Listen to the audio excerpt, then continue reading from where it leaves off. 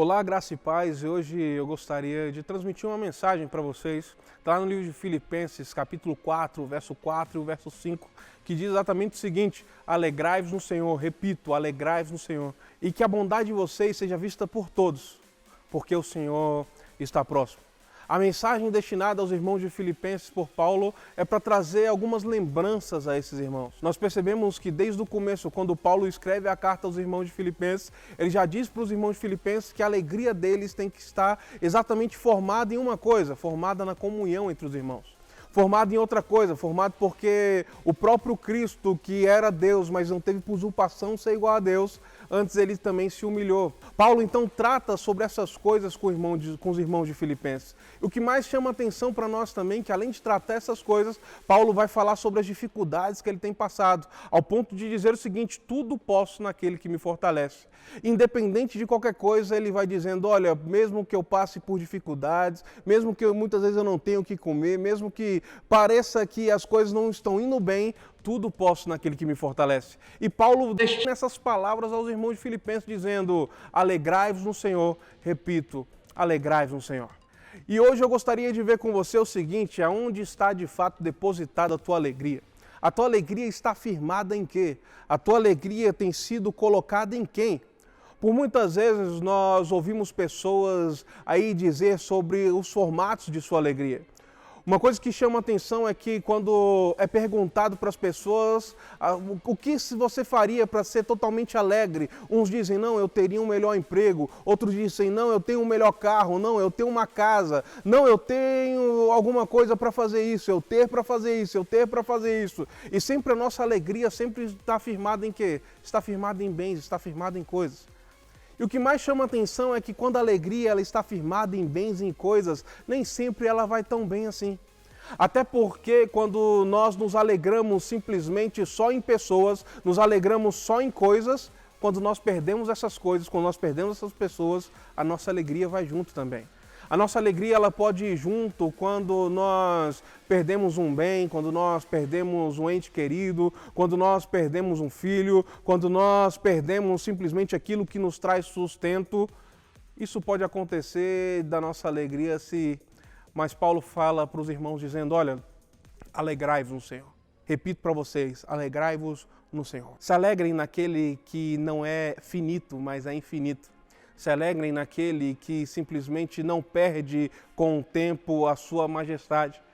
Se alegre-se naquele que é grandioso e faz várias coisas no meio de vocês. Se alegrem com aquele que mesmo morto ressuscitou ao terceiro dia e se ascendeu aos céus. Se alegrem com aquele que veio aqui e está presente no meio de nós. Se alegre com aquele que próprio diz para João que simplesmente passeia ainda no meio da igreja e ainda detém o candelabro sobre as suas mãos.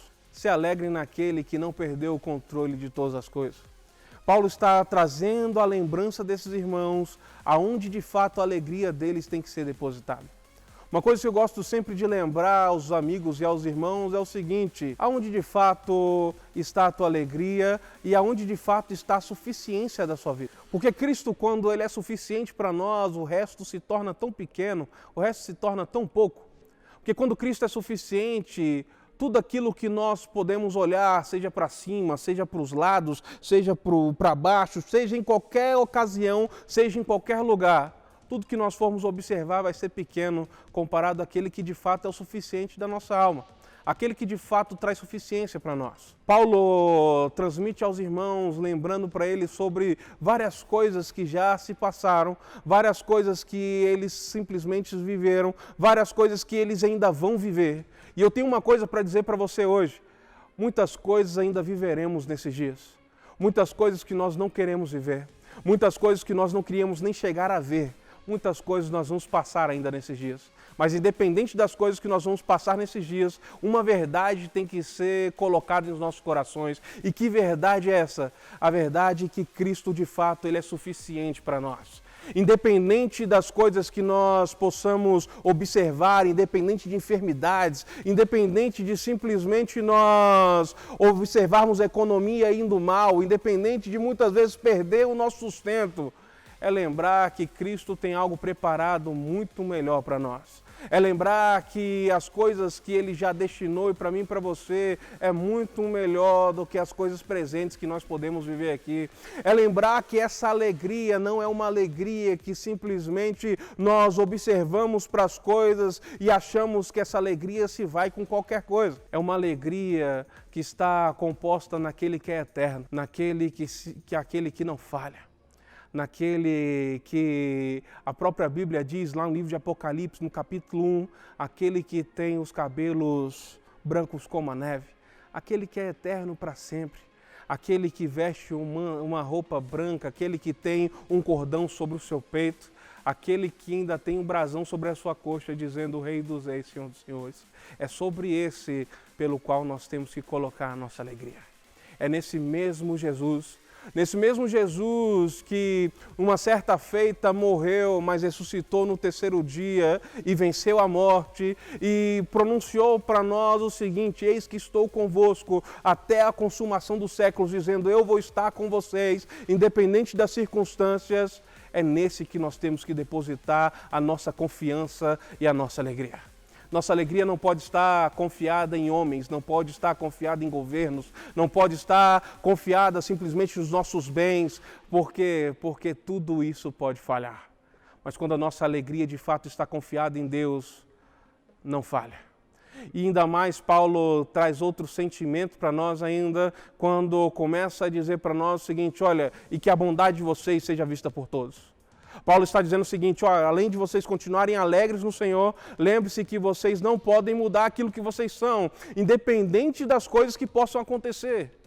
Quantas vezes, por causa de coisas que acontecem conosco, por causa de pessoas que nos acusam indevidamente, ou por causa de pessoas que acabam nos diminuindo, às vezes até com muita arrogância, acabam nos colocando quase no chão, nós mudamos quem nós somos. E Paulo fala: olha, não abandone a bondade, que todos consigam enxergar isso em vocês. Que todos ainda consigam enxergar que existem aqueles que são parecidos com Jesus Cristo. Que ele ainda consiga enxergar que existem pessoas que são imitadoras de Cristo. Que todo mundo ainda consiga enxergar que, independente das situações, existem homens e mulheres, existem de fato profetas nesses dias que não fecham a sua boca por qualquer sentimento, mas que continuam ainda a falar sobre a verdade de Cristo, que Cristo salva, que Cristo liberta. A única mensagem destinada é só arrepender-vos. A única mensagem que Ele quer ainda que nós continuemos lembrando é essa, para que nós não venhamos abandonar por qualquer coisa o Evangelho do Senhor. Até porque Ele diz o seguinte, que possa ser percebido por todos. Por quê? Porque o Senhor está perto. E eu digo uma coisa para vocês hoje: o Senhor vai voltar. Jesus vai voltar.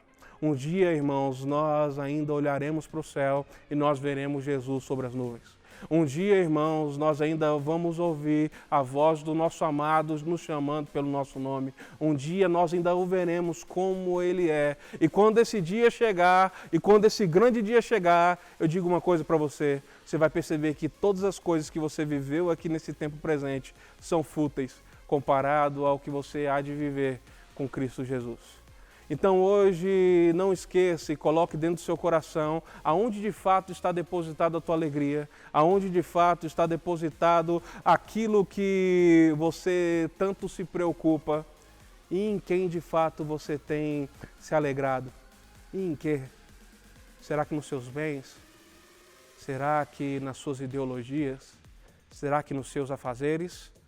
Ou em Cristo Jesus, naquele que não perece? Um grande abraço, que Deus abençoe sua vida e fique na santa paz de Deus. Amém.